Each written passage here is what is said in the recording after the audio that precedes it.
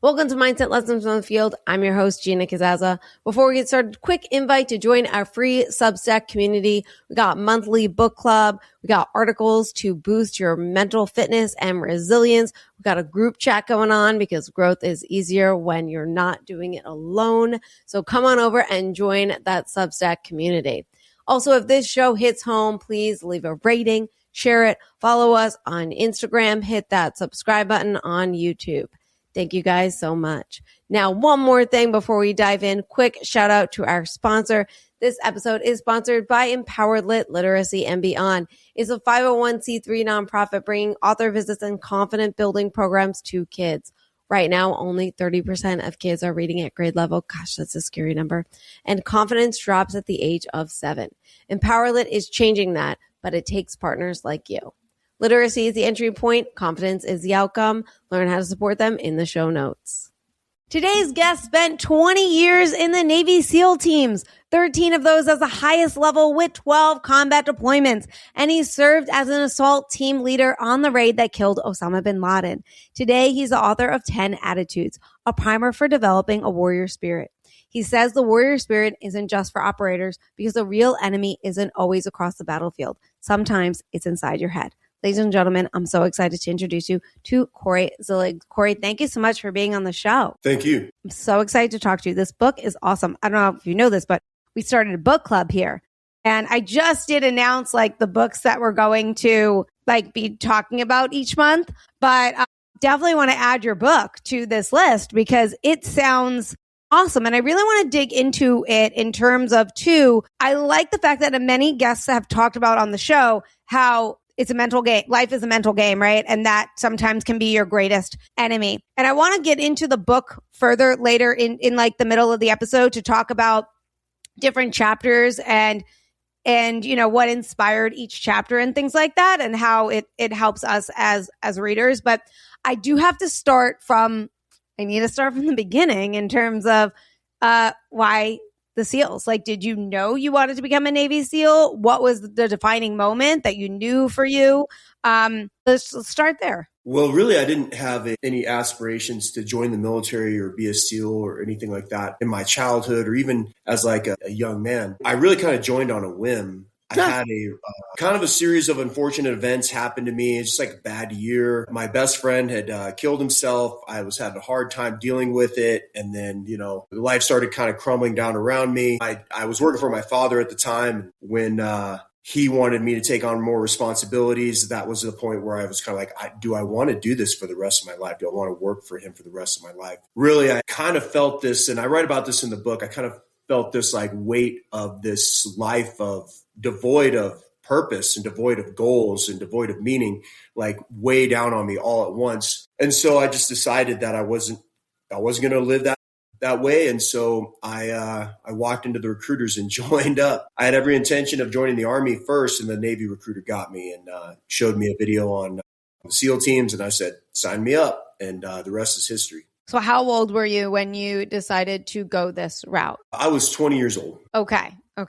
I think that's really important in terms of, I think a lot of people go through that. It's you're trying to find your purpose. And I think we go through that throughout our years, throughout our year. Did you have to redefine the purpose when you were getting out? Because 20 years, that's what, is that full time? It's that's a big, huge chunk of your life. And then shifting gears, were you writing this book while you were getting out? Did you write it when you were getting out? How was your transition out? Because you talked about loss of purpose. Did you kind of have to get back to that again to rediscover? Yeah, that's kind of a long story. Well, when I started to reach my 20 years, I was wondering, am I going to stay in for longer? Do I call it good at 20? And I had a really tough a tough decision, looking at that.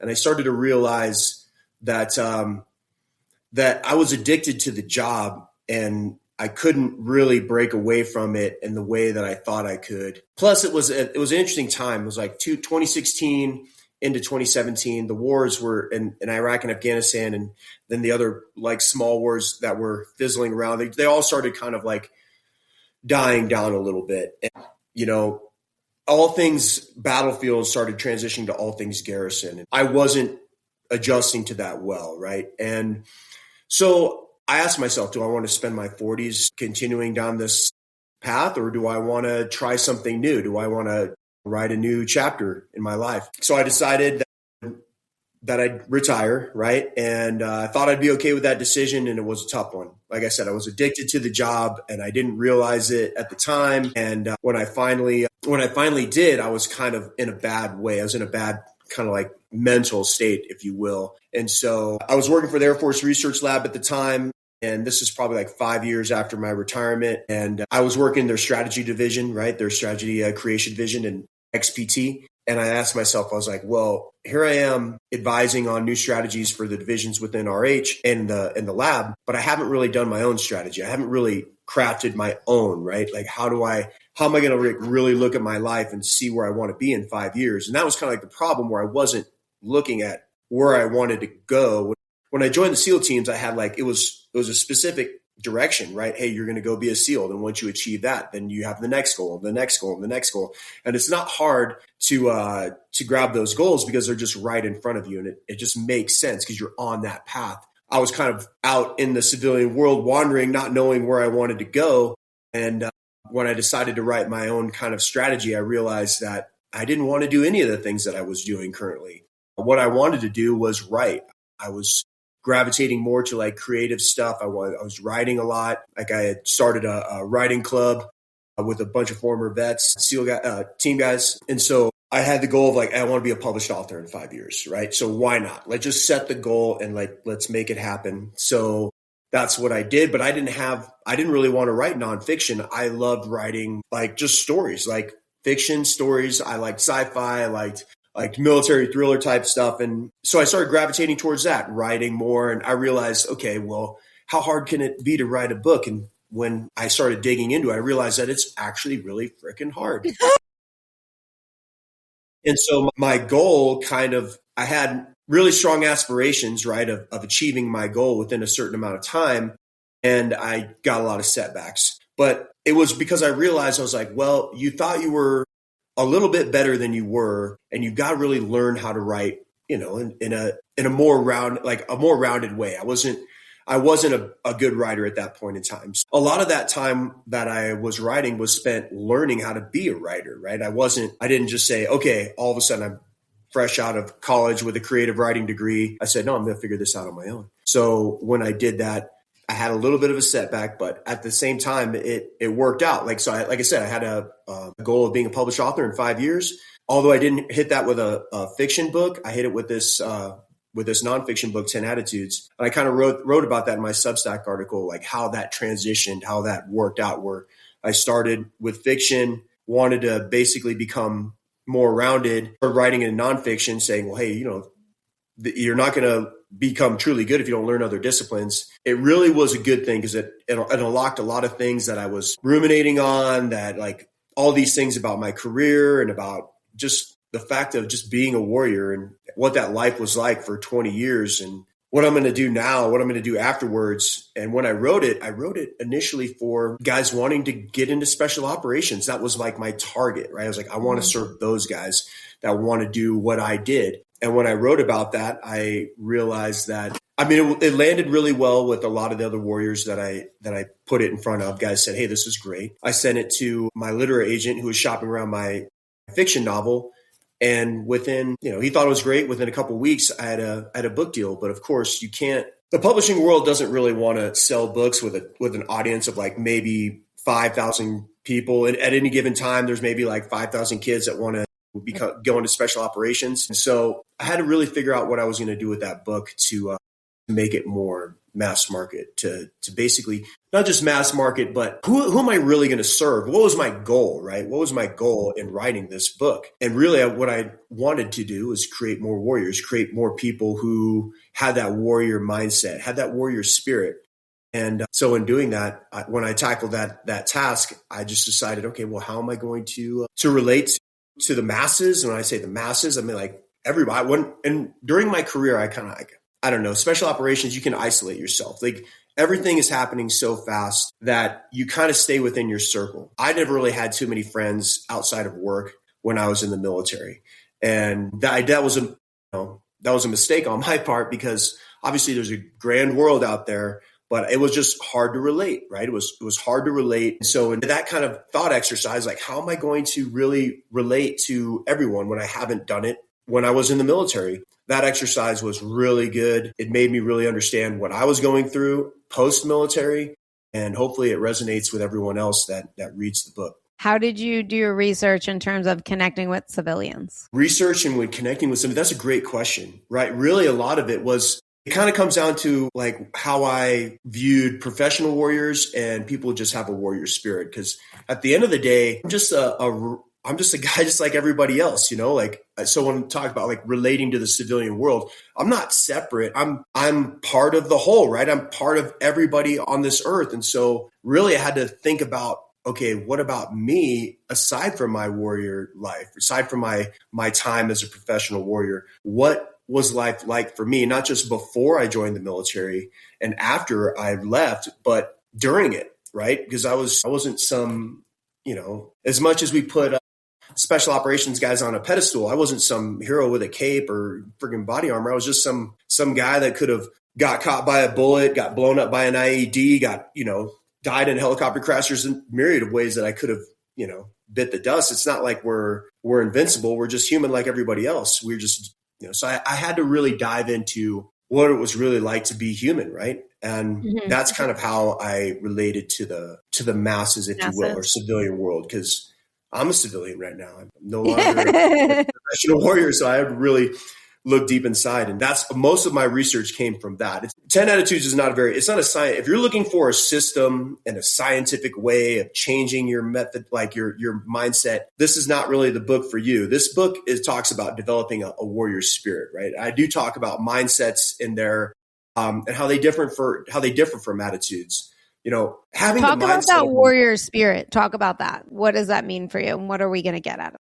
I call it a primer developing a warrior spirit, because that's really what it takes to be a professional warrior. And honestly, to be any type of warrior is to have the warrior spirit. Like, if you have a warrior mindset, all you really do is think like a warrior. You're not a warrior. You're not going to do warrior things. You're just going to think like one. You're just going to approach the way you view things as a warrior. And that might be great, but it's kind of limited. It's not holistic, because it's not grounded in faith of what you are and who you are, right? And that's what having that spirit, that warrior spirit is. Like, I mean, when your body fails and so does your mind, what keeps you going? I know that when I was in selection, there were times I couldn't feel my legs. I couldn't feel my arms. My body was just broken. I didn't even know how I was moving forward. My mind was complete mush. I couldn't really think. I was delirious at times, just on autopilot, but I was still going. I was still moving. I was still propelling forward. And what was that? What kept me from just collapsing and failing and quitting? And that was a warrior spirit. I don't believe it's a mindset. Like, I think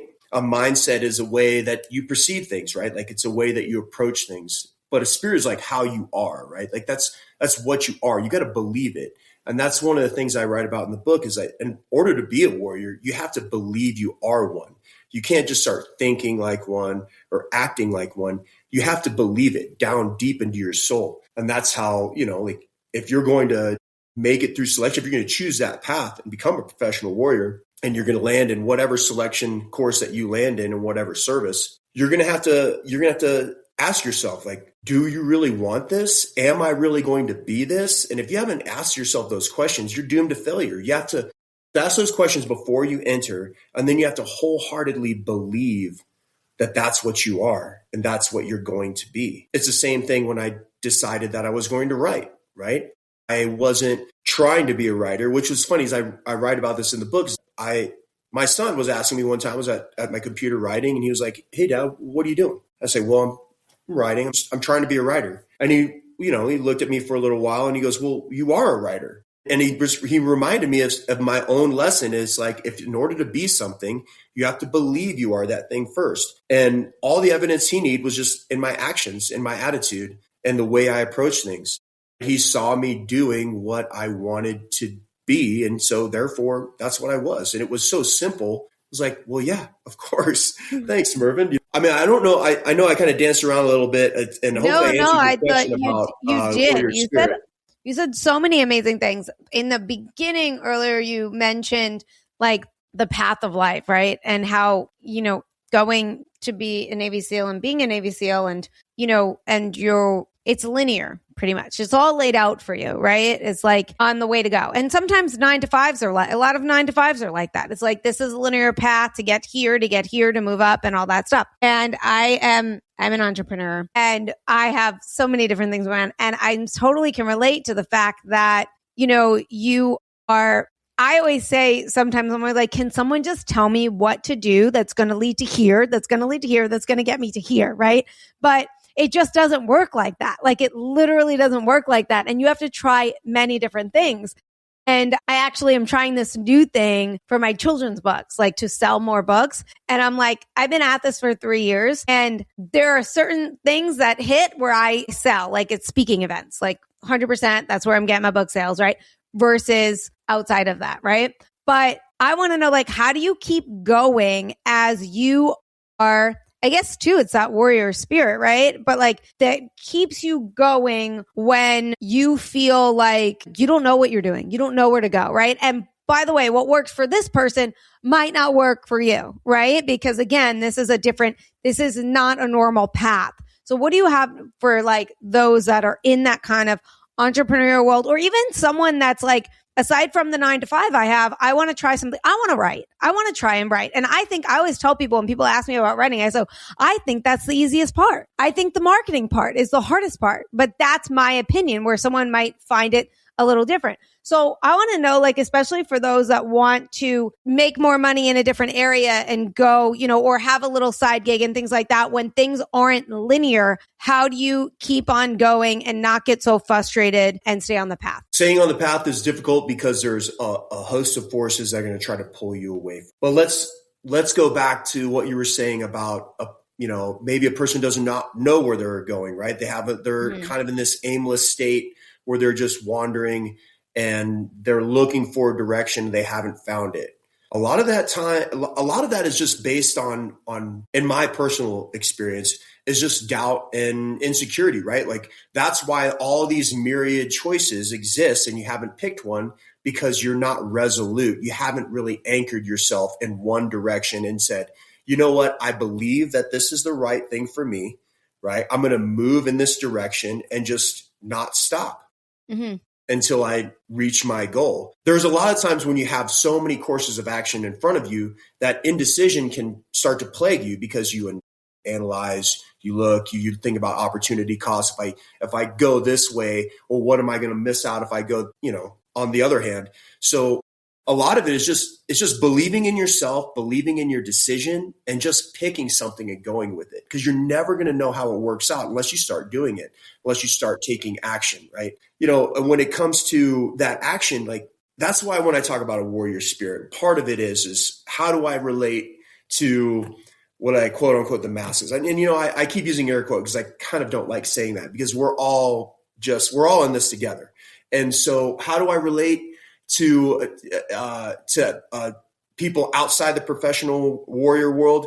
Is that we're all fighting these battles of doubt sometimes, where when we do pick a direction, right?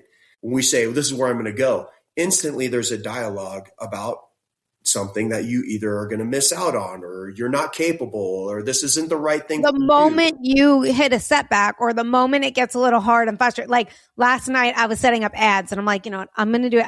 I bought this ad course and for books, someone recommended it to me who's very successful. And I'm like, I'm going to do it. Right. And lesson number 2, it's taking me like 3 hours of getting so frustrated. I'm like, I just got to hire somebody at this point. And then I'm like, Gina, just smile. Like you can't be in a bad mood when you're smiling, right? Like you can't be frustrated or upset when you're smiling. And so that's what I did. And I got through it. And now I'm on lesson 5. It's like, yeah, like, and I think too, like having, like knowing yourself, like knowing when you're going to get frustrated, knowing that part of you that's losing control and losing your emotions. And how do you get back to that, right? What is it something that you do? For me, when I was in that Navy SEAL prep program, the most miserable thing I've ever done. I'm like, I can't believe people do this for fun. Like, I can't believe anyone would want to do this, like for a career. Not fun for me. And yet the whole entire time I'm smiling. People are like, oh, you look like you're having a good time. I'm like, I'm dying on the inside. Like, but the thing is, I don't want myself, I'm trying to trick myself into like having a good time, like just making that switch. And you talk about 10 attitudes, right? I want to know, like, which one would you say is the one that people struggle with the most? The first one, devotion. 100%.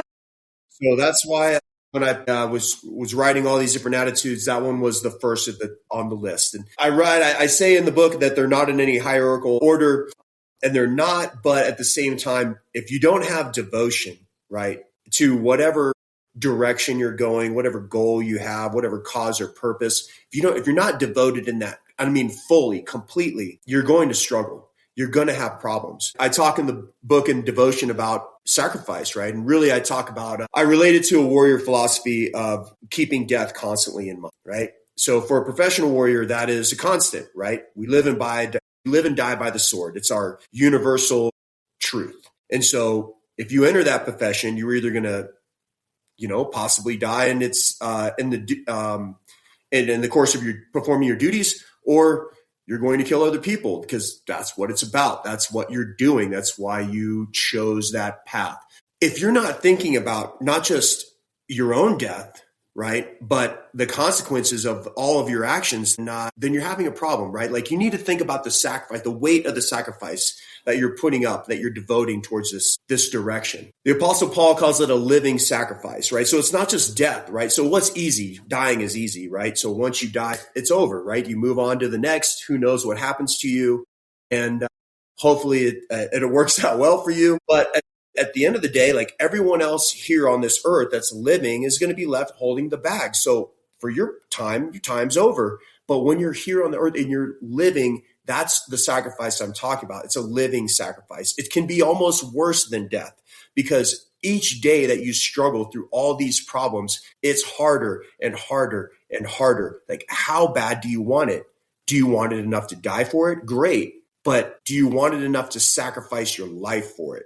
Right? Because when I talk about sacrificing your life, I'm not talking about dying. I'm talking about each and every moment of each and every day you're sacrificing towards that goal, right? And your level of devotion should be equal to that, right? To that sacrifice. So you have to have devotion first and foremost.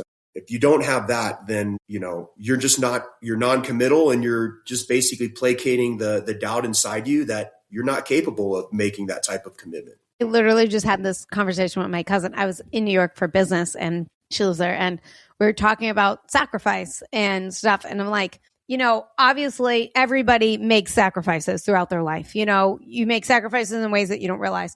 And I'm talking to her about the sacrifice that I make. And I'm like, the one thing is, like, death is always on the forefront. Like, before I left for New York, I said goodbye to my mom. I'm like, don't die. Next week I'll be here. Like, we'll put it off, if you can.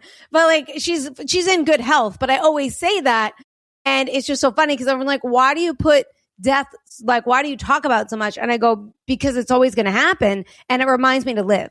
Like, it's always reminding me of, like, living. I think the worst thing is not living, not enjoying your life. Like, and when I think about my life, it just makes me smile. But there's a lot of sacrifices that I make through get to where I want, and, there is a big devotion there. But I want to know, for those that are listening that might be struggling, like some people that I have talked to about the sacrifices that they make, what would you say the differences between devotion and discipline is? Discipline is how you get there. Devotion is what you're willing to give up, right? Like, devotion is how committed you are to the path that you're on. Discipline is just how you get from where you are to where you want to be. Discipline is like, that's the fuel to your engine on how you move towards your goal, to achieving your goal. You can be devoted, but without discipline, you're not going to get to where you need to go. And you can have discipline, but if you're not devoted, you're just going to be, hey, I'm going to be disciplined for a little bit of time, and then I'm going to on to the next, right? So, right.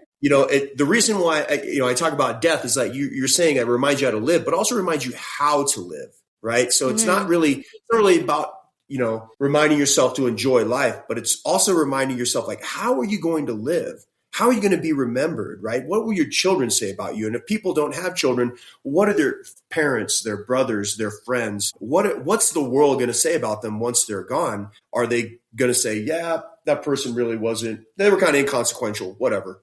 Or are you going to leave a profound, like, path? Are you going to leave a profound imprint on your life to where people are inspired by you? They're inspired by your actions. They look at you and they say, wow, that person was a great man or a great woman. Like, I want to be like that person.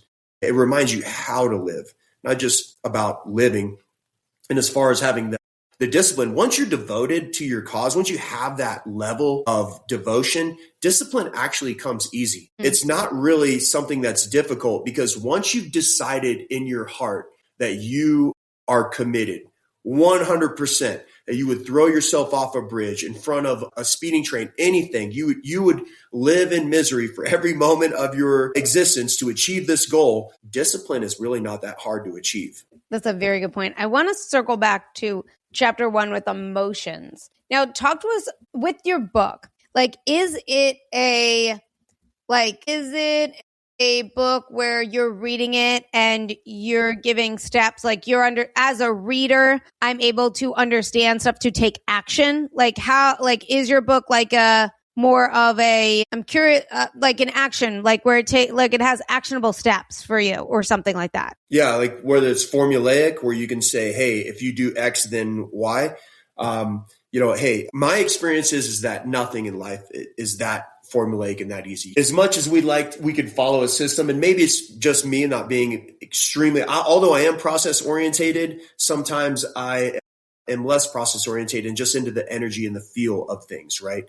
And that is really kind of where I want people. It's a primer. So it's a primer for developing a warrior spirit. I call it a primer for a reason, because I'm not giving a person a system, a process, some sort of formula to follow to where they can all of a sudden miraculously have greater benefits in their life. That's a conscious choice with every single action that you make. So it's hard to be formulaic when in reality, each decision that you make, each moment, right, you have a choice that you can either take that elevates you or brings you down. And that's really it. Like, who are you going to be? How are you going to be? So there's not really a step to formula to like figure out how to be a better person, how to get the things that you want in life. You just have to be a certain way. You have to change everything about you. That's why I say that mindsets are somewhat limited, because they're just focused on how you think, how you perceive. As far as an action goes, like what's in your heart, what's in your spirit, who are you holistically, right? Like this, you could even dive into the thing is like, what is the brain and what is the mind, right? Like, what is really the thing that is it our mind that's, or our brain that's running this meat sack? Is it the operating system, or is it the mind? Or is it the mind really kind of the soul and the spirit, right?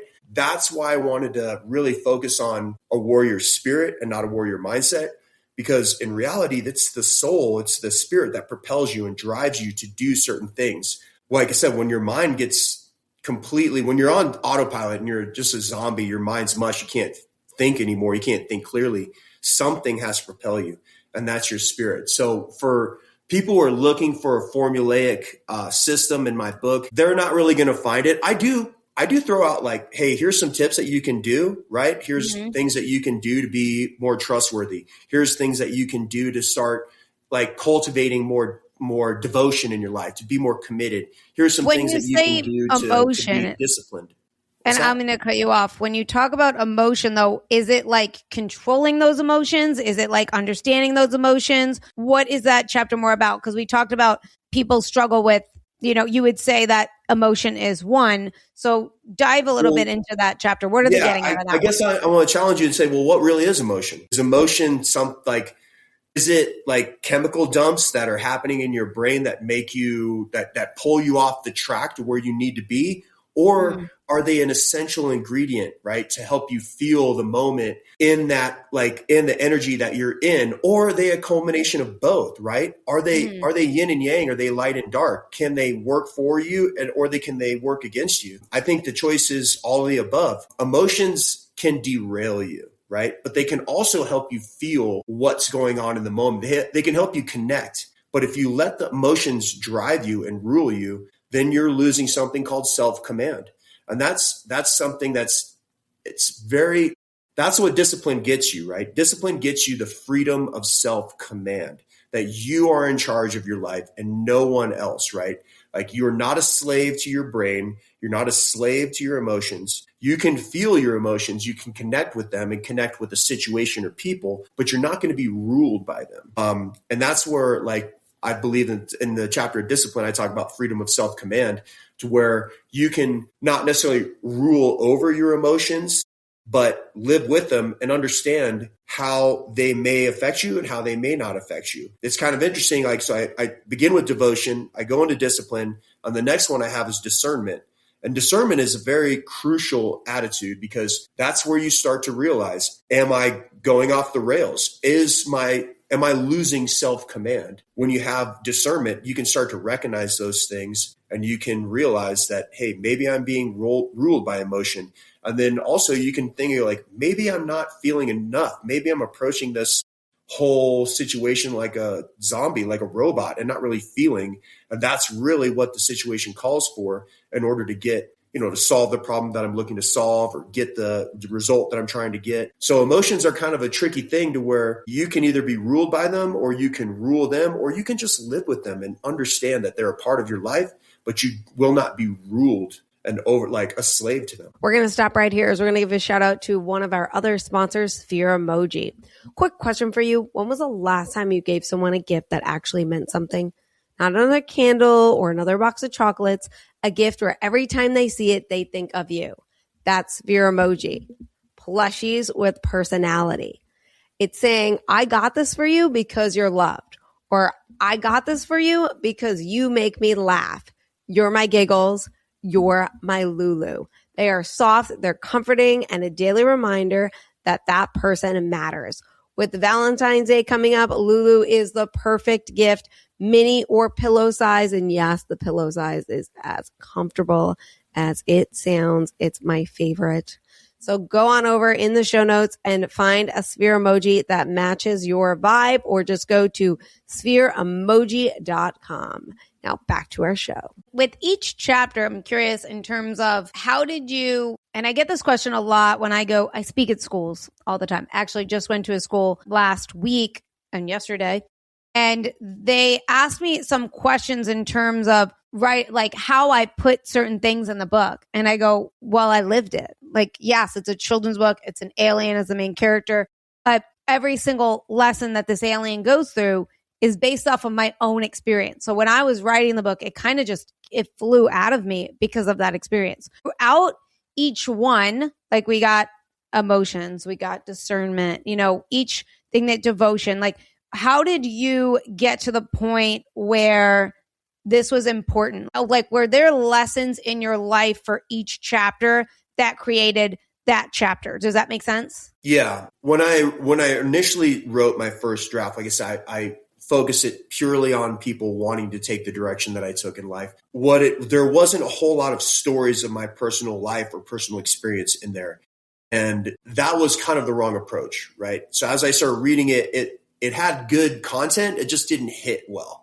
And what it needed was some context, and it needed some stories from myself. So yeah, I do anchor a lot of these chapters, basically all of them, in a personal experience that kind of drives home what I'm trying to say. So it's not just me talking at you of like saying, hey, this is what you need to do, better do it. It's honestly, it got kind of tough because I had to really expose myself and talk about all the mistakes that I made that I wish I didn't. What was the hardest part? What was like the hardest part in the book, like that you wrote to, for your readers? I mean, I can't really say that there was like a hardest part, but there is, there are times when I talk where I had this immense level of hubris. I was like massively, egotistical and just thought my, crap didn't stink. And that led to a massive amount of problems in my life, like serious problems, to where I almost got booted from my squadron and didn't actually become a team leader, something that I really, really wanted to do. There was another part where I wrote where I almost tossed a grenade onto knowingly threw a grenade into a freaking baby's room, right? Like just didn't care. And that at that moment in time, I had to realize that I did go off the rails, that I lost my discernment, that I got caught up in the the feeling of war, and that it took a brother's energy, my team leader. He didn't even say anything to me. He didn't even say a word. He just looked at me, and I wasn't even looking at him. Mind you, I'm wearing night vision. I just felt him. Right. And when I looked at him, I could see his energy. It wasn't his look, because he's looking through tubes. I'm looking at him through tubes, and it's nighttime. We're in the middle of a raid, but I felt him. I felt that energy. I felt the message, and the message was, you lost it, man. What are you doing? Right. And the ironic thing was that my wife was pregnant at the time with our first child. Right. And so there are times I get vulnerable and say like, hey, yeah, I'm just, like I said, I'm another human being just like you, right? Where I make mistakes. I have emotions. I get caught up. I get carried away. I've lost my discernment. I've lost my devotion. I've lost my discipline. I've lost a lot of the things that I write about. So that's kind of like one of the main drivers in sharing these vulnerable stories is, please don't make the mistakes that I made. Just try to listen to the story, listen from a guy who's effed up a lot of things. And so you don't have to. It's also like relatable in a sense that we all, mess up, right? We all have, like, there are certain things, and I look back, my 20s, rough time for me. And I did some things that I look back on and I'm just like, what were you thinking? Like, and sometimes it still like eats it. Like, I did not like that human being, in those moments. I lost myself. Like, I completely lost myself. And I like when others share stories of those moments too, because you don't feel so alone. You don't feel like you're a bad person, when you do things that kind of where, like you mentioned, where you lost yourself for a little bit. And how do you bear your soul out and be vulnerable while also forgive yourself for those moments, like when you did lose yourself? Well, I mean, they're all part of all those moments are just part of my journey. They're part of my life, right? Mm-hmm. And I can live in regret of those moments and be like, oh my God, I can't believe I did that. Or I can just say, that's what I did. And you know what? In order to be in this moment right now, back then, even when I was at my worst, I was exactly who I needed to be when I needed to be it, right? Because if I didn't slip or go off the rails or have a setback, then I wouldn't have been able to learn from it. I wouldn't have been able to build back and actually do what I needed to do. It's like, do you learn more in a success or do you learn more in a failure? And if you look at like just story in general, like how are stories told to grab the most impact? When are we behind the hero the most is when he has his setback, right? When he fails, right? In his quest to do whatever it is. And he fails. And then now he's on his path to redemption. That's when we're really connected to the story and to the hero. And when we look at our own lives, we can look at those moments, and because there's a lot of them, right? Like, I mean, there's not just one setback. There's a ton, right? Especially when you're talking about me. But when you have those, like, it's about learning from them, about becoming a better person from them. So, I mean, forgiveness is not an issue. I've forgiven myself for them. And, to come to grips with them is like, it's just who I was during that time, part of my journey. And if I'm not willing to share my vulnerable moments to where I made a mistake, to where I had a major setback and screwed up, hurt other people, like just not good things. If I'm not willing to do that, what am I writing a book to help people for, right? Like I need to be willing to bare my soul a little bit to say that, because that is part of connection. Right? When you're connecting to someone and you want to talk about things that are,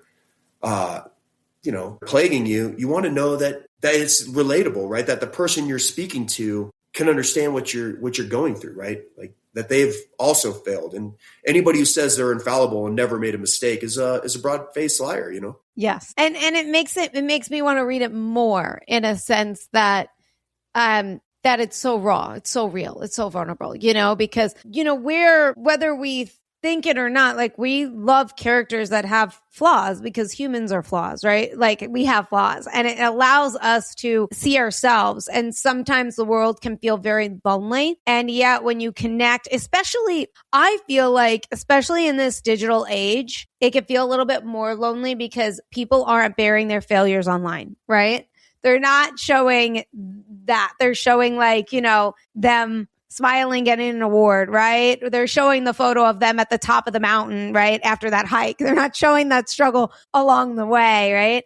And that's hard for our brain to think about, like, the struggles that they might have had. Or there was someone that recently got divorced, but if you would look at their account leading up to that divorce, you would think they were the most happily married human beings on the planet, right? And so that can feel really lonely because you're like, well, what am I doing? Like, how can I get there? Like, what are the struggles? Do they ever fight? Like, things like that. So I do like the fact that, and I feel like books, the reason why I'm also a reader and a writer is because as a reader, I feel more connected to the character. I feel more connected to the author versus a video or anything online and things like that. So I think that's super powerful. Do you find that now I want to go into when you're writing like fiction books and you're creating those characters, do you find it easier like basing it off people or basing it off of, I have a problem for myself with like sacrificing a character. It's really hard for me. It's challenging. It's challenging also for me to give them certain flaws because I'm like, I don't want them hated, but at the same time, it's kind of important. Like, do you wrestle with things like that? Like when you're going into the fiction world in terms of, creating your characters and creating your stories? I do. It's interesting. The one thing I struggle with most when creating characters in fiction is making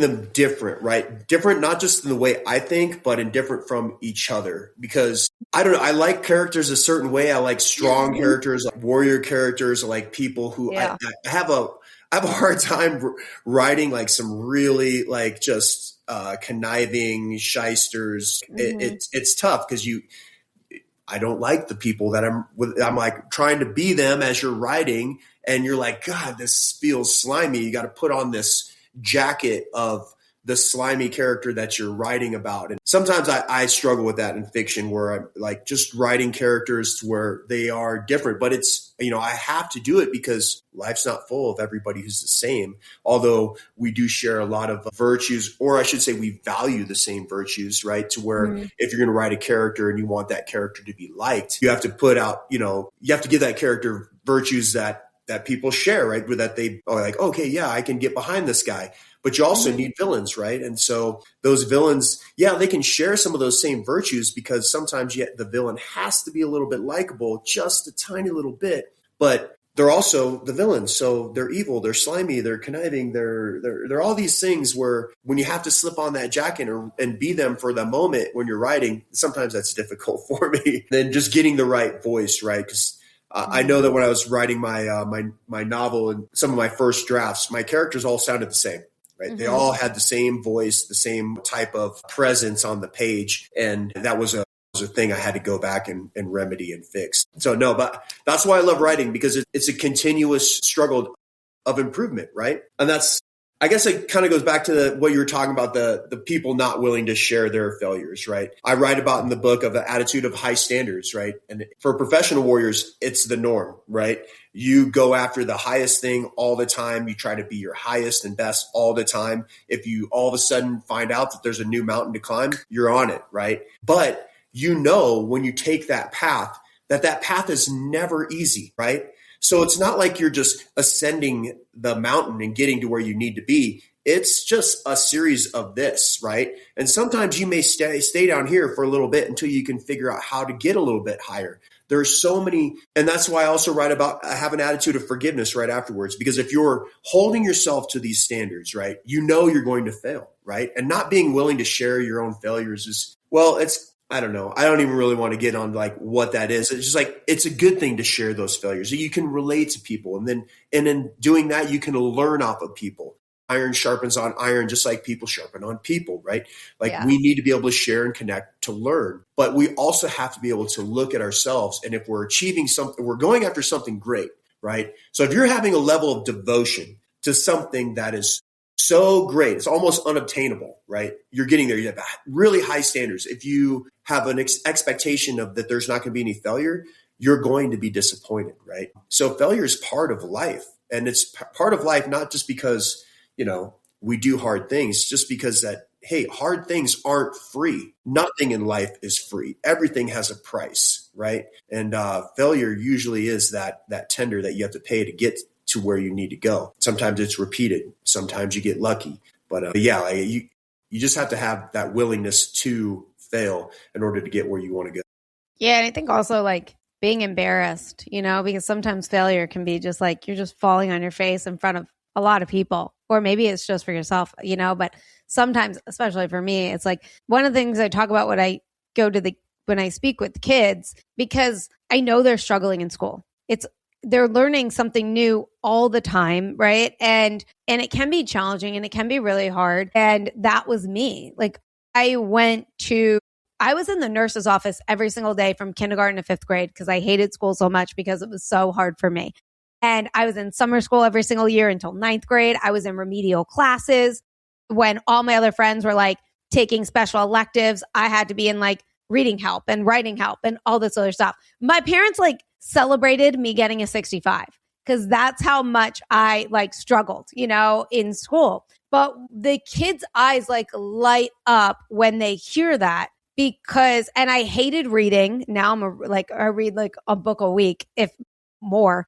I'm a writer and all this stuff. But if you would have asked me that when I was younger, I would have been like, definitely not. I don't even want to look at a book, right? Like that's it. But the thing is like they relate to that so much more than the success, because then they look at it and they're like, well, okay, I could get there too. Like I'm going to push through these failures that I'm inevitably going to have, for yourself. Like when you're writing on Substack, a lot of our listeners, by the way, and I'm going to put your Substack in the show notes because we have a Substack. So a lot of our listeners either come from Substack or go to our Substack after listening to the episodes. Do you ever write, like, do you journal and do you share those or anything like that? Or do you share the process of some of the things that you're going through, like discovery wise? I don't. When I journal, it's usually for myself, right? And I think that's one of the beauties about journaling is that when you journal, like there's a freedom on that page to where it's just you like bearing your soul to yourself and God, just like, this is what's going on in my life. I don't want to, kudos to those that do share their journals, but I don't think for me, a journal is for me to write down, to vent, to dump it all out on a page and process, right?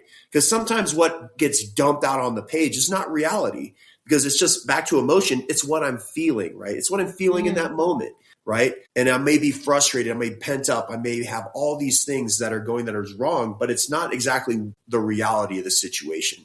And it's not the exact reality of what's inside me. Do you find it makes you a better writer, though? Do you find that like just writing in general is making you a better writer? Or like how Absolutely. did you get... In order to dance, you got to get on the dance floor, right? So in order to become a writer, you either got to start scribbling on the page or clacking the keys. You need to get better. Mm-hmm. Repetition and just, keeping at it. That's what's going to make you a better writer. But also, you can't just stay in what's comfortable, right? You have to explore things that are uncomfortable. I was comfortable in fiction in the beginning because I was like, well, I don't have to get into anything, what I do in my career. I don't have to like talk about that. I can keep that as a different part of my life. And I can draw from inspiration of that and put it into a fictitious environment, a fictitious world and hide behind that. Right. And I'm not, please don't like say this, like, don't take this as a pejorative. I'm not trying to say that's a bad thing. Heck, I wanted to do that. But I realized that in order to get better, that I had to expand and kind of broaden my horizons to go like, okay, well, I don't really feel comfortable bearing my soul about the real me. I'd rather just write of a fictitious world. So I had to go step into that world to broaden my horizons. It wasn't just about repetition, but repetition in an uncomfortable environment, getting to where it does feel like there's some Substack articles that I have on, and I, in all honesty, the last one that I had written and the one before that was like a ton of time, right? There was a lot of time that Substack kind of got on the back burner because I was writing so much and I was moving my family from one state to another. But getting out there and just getting uncomfortable, and sometimes even just Substack's great because you share your stuff and people have the opportunity to go, man, you suck. Not to say that they would, but it's there. Like once you share your work with the world, even with another person, you're opening yourself up for criticism, which in its own right takes some courage. But it's great because if you can repeatedly do that over and over and over and get that feedback loop and listen to it without ego, even though you might have some reaction to it in the beginning, like if you can separate yourself from that and go, well, you know what? I think they might have a point. Let me try writing it a different way. 100%. Then you become a lot better. That's just 100%. I just actually not switched. I'm still a children's author. But I opened myself up to, I had this idea for this young adult book. It's a young adult thriller. And I was like, let me write this. And I decided to post it on a platform for writers. And I was like, I'm going to put the rough draft on. And every single Sunday, I'm going to release a chapter and just throw it out there and see if people read it, if there's interest in it, because I know that this is a time commitment. And I don't want to invest in this if people aren't interested or it's not a good story. I know it's already going to be terrible in terms of it's the first draft, but it did amazing. Like 60,000 people looked at it and it's absolutely terrible. But I'm going back now and doing that rewrite because I'm like, okay, like there's something here, but I really needed to put myself out there, step out of my comfort zone. I'm like, I'm a writer. I'm 100% a writer, right? But I have to keep reminding I'm also a beginner. I'm also new. It's a skill that we're developing. For yourself, what's next? Like, do you have that fiction book that you're now like writing and priming and getting out there? Yeah, I do want to step back into the fiction world. I do love it as like kind of where I wanted to go. That was my initial goal when I said I wanted to be a published author in 5 years. I wanted to be in the fiction space as an author. Life took a different direction, which is great. But eventually for the next step, I would like to tackle that again. Right now for me, it's the challenge that I have is that I've got a few story shells that I like equally. Well, at least I think I like equally. I have the problem of going like, I like this one more this day. And then the next week, maybe I like this one more. And so I really need to, when it comes to devotion, right, I need to commit to one of those stories and really dive into it. But what's fun right now is that I can focus on 10 attitudes. I can focus on marketing this book and promoting the book. And meanwhile, I can go back to those story shells and kind of develop the world a little bit more, develop the characters a little bit more, make the story a little bit richer. And then before I really start getting to like chapter 1, 2, 3, 4, like just keep going till the end. So I guess I have a little bit of a luxury of that in my choice, which is I enjoy that. I enjoy kind of like saying, well, I'm going to spend a little bit of time in this world and go in there and just explore and develop. So hopefully, pretty soon, I'm not going to say it's going to be anytime soon. I have to, like I said, my focus right now is 10 attitudes, promoting it, but I do want to step into that fiction space, and hopefully my next book is fiction. Awesome.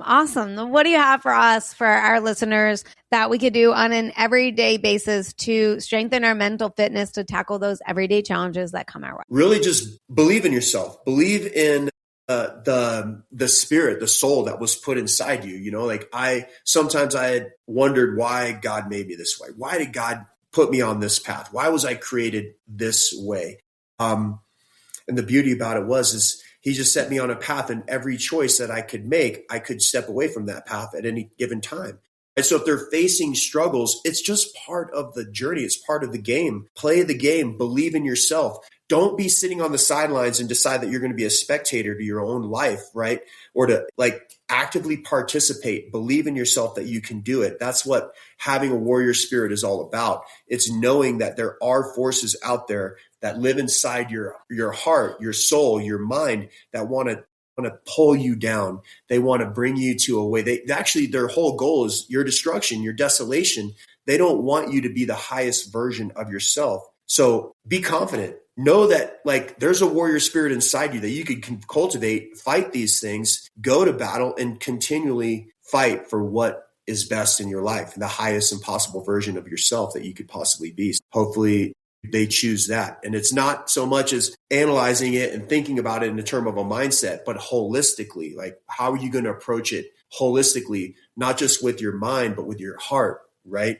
And your soul. So hopefully. That's great. Yeah. I will say it's so funny you say that because again, in New York, and I write, my books start with you really truly do belong. You really truly are enough. And then I was going to do for the third book, You Really Truly Are Loved.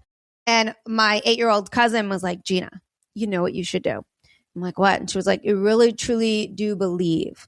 And she's like, because, most people, they don't believe in themselves. 8. She's 8. And she says this to me. And I'm just like, oh my gosh. Like so it's so ironic that you happen to say that as she said that to me Friday, like a few days ago. So fascinating. I really love talking with you.